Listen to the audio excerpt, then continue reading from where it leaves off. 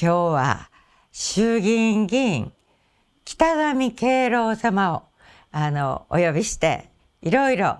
京都、そうですね、京都のこれから、そしてこれからの国、いろんなことを語っていただきたいと思います。どんだや。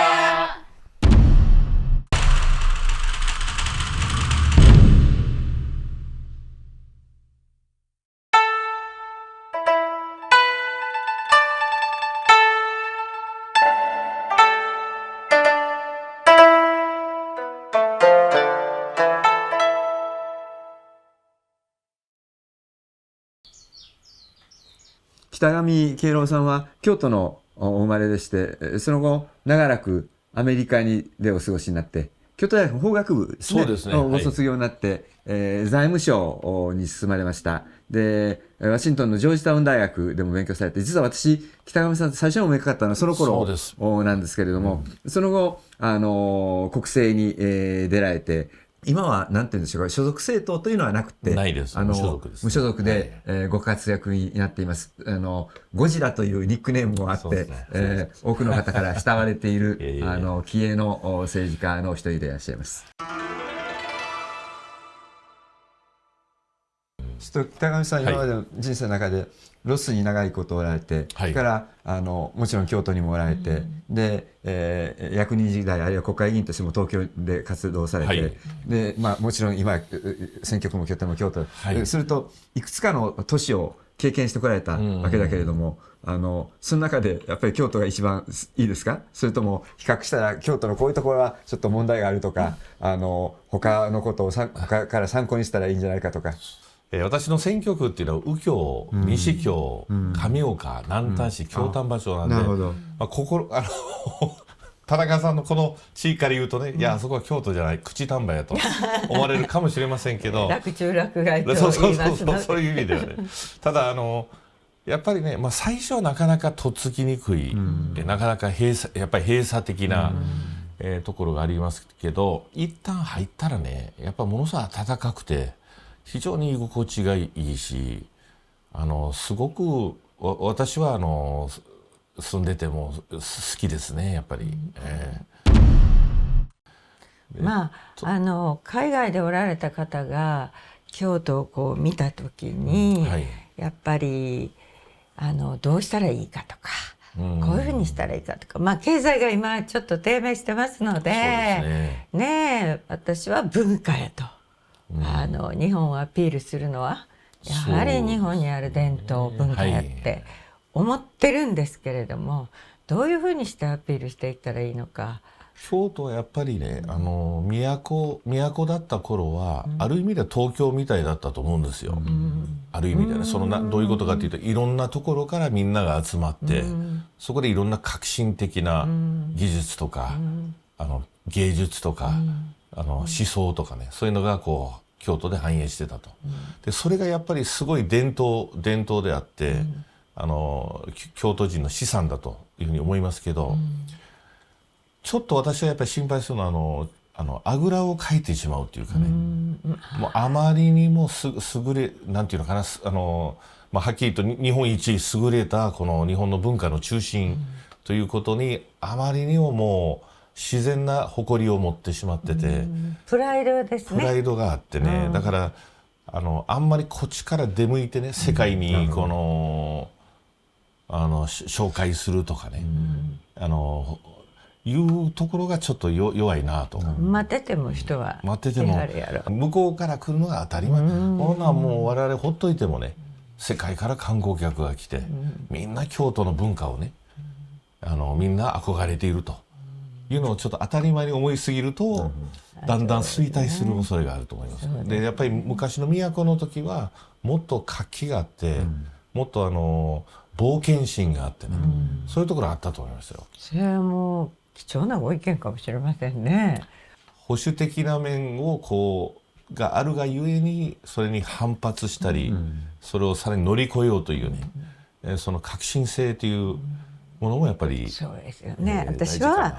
伝統を守るためには新しい武器を絶対導入しないとダメやと思ってるんで。全くそうです。アメリカではね、はい、パレスチナをめぐる紛争があって、はい、コロンビア大学とか UC のバークレーとかで学生たちが激しい抗議デモをやって、警察隊が入るというような騒動になっていますよね。だからああいう暴力的なデモっていうのは許容できないけれども、若者たちが政治に非常に関心を持っているっていうのはね、アメリカの一つの強みだと思うんですね。かなり今の若い人たちは左に偏りすぎだとは思うが、しかし自分たちの政治だと思ってる、はい、それに対してやっぱり日本の大学生とか若者ってもうちょっと政治に対してしらけてしまっているっていうか、自分たちのものだというような意識が薄いように思うんですけれども、それ政治をなさっている当事者からして今の日本の若者どういうふうにご覧になってます？日本というのはこれは若い人たちもあんまり興味がないというかね、喋ると結構知ってるんですよ。それインターネットとかを通じてね、玉石混交の情報をそのまま真に受けていると。関心はあるんですけど、あんまりそれを語ることが、なんていうの、友達の中で浮いてしまうとかね、そういうところは私感じますし、それからやっぱりね、あんまりこれは大人の世界でもそうですけど、政治というものが調和を乱すものだというふうに見られてしまって、日本の文化ではね、あんまり好まれないというね、いうところが私は感じますね、非常に。欧米はやっぱり自分の、要するに欧米っていうのは市場原理、経済でいうね、それと同じような発想で、ここが自分の考えをね、一応責任感を持って言って、でそれが議論、ある意味では対決するわけですよ。競争、経済でも個々の企業が競争するようにね。でもそれで競争して勝った方が一応全体の良い意見だと、良い結果になるという、そういうこれはもう神の見えざる手でね。ある意味で虚構の世界だけれども、でそれが実際ダメだったらまた競争 し直して、でまたそれを新しい政権とか、企業でいうと経済でいうと企業とかね、これが上に行くと、非常にダイナミックですよね。どんどん政治談義みたいになってきましたけど、政治談義で、いやこれからは文化についてちょっと語っていただいて、一応文化サロンなんで、そうですね。京都の文化を一つ私は強みやと思っているので、はい、これをやっぱり広めていくというか、皆さんにご理解いただくというか、文化好きな人はものすごい好きなんですけど、そうですね、もういい、そんなことはいいと思ってる人はもう増えてきてることは確かですから、はい、そのためにはやっぱり京都に来ていただかないといけない、はい、そしたら京都は観光のいろんなね、悪い部分が出てくる。そうですね。それが大変ですよね。そうですね。どうやって広めていきましょうね。来てもらうのにはちょっとやっぱり市民のね生活との調和をやっぱり図っていかざるを得ないところは あるというふうに思いますけど、やっぱりね峰子さんおっしゃっている文化を中心、ちゃんとした京都の文化ですね。本物でないとダメです。本物じゃないといけないし、なんていうのかな、それに関心を持つような観光客っていうのを増やしていくことが大事で、ただ風景ももちろん文化の一つかもしれないけど、もっとね奥深いものをどんどんね積極的に紹介していくことは非常に重要で、もう長い長期滞在してね、もういろいろ自分の頭の中で物語を、京都っていうのはこういう街やなっていうことを、ある程度ね大雑把でもいいから作ってもらえるような、そういう観光都市が一番いいと思いますけどね。で私はやっぱりね文化っていうのはすごい心が整うとか、はい、なんかリラクゼーションだとか、そうですね、自分が本当に気持ちが悩んでたことが解決するとか、はい、そういうふうな年であってほしいなと思うことも、そのためには文化を見るとか、体験するとか、そうですね、すごく大事やと思うんですけども、そう思いますね。そしてそれでいて本物である、おっしゃる通りですね。スティーブ・ジョブズが龍安寺ですか、あそこ行って、私の選挙区、そうですね、龍安寺でずっと座禅とかね、整えていたというようなね、ことを聞いてますからね、頭がクリーンになるんじゃないですか。そうですそうです。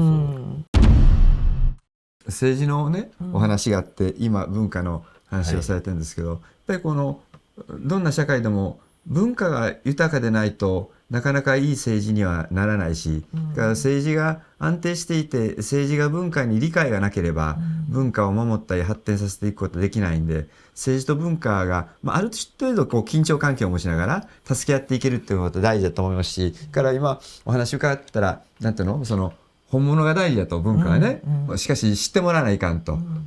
うのと、それから深くこうストーリーみたいなのがいるってのは、これ政治にも文化にも当てはまることですよね。やっぱり本物がいないといけないし、広く理解してもらわないといけないし、でストーリーがなければならないしね。その通りだと思いますね。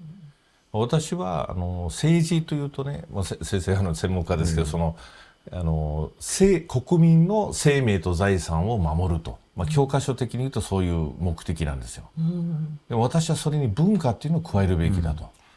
なぜなら生命と財産だけだったら、昔よく言われたアメリカの51州になってもね、その方がもしかしたら国民のね、命を守ってもらえるかもしれないし、経済的にも豊かになるかもしれないと。でもなんでそれがダメなんだと、潔しとしないのかと。それやっぱり文化っていうのは我々の日々のね、癒しもそうですけど、物事の、セミの音を聞いてね、それどういうふうにアメリカ人と日本人でセミの音を聞く時の反応する情緒は全然違うと思います。そういう日々の生活、価値観、行動様式、こういうものが日本人であるというね、それがやっぱり文化の非常に重要な部分だと。だから政治は文化を極めて重視すべきだという、文化って言ったら、例えば、もちろん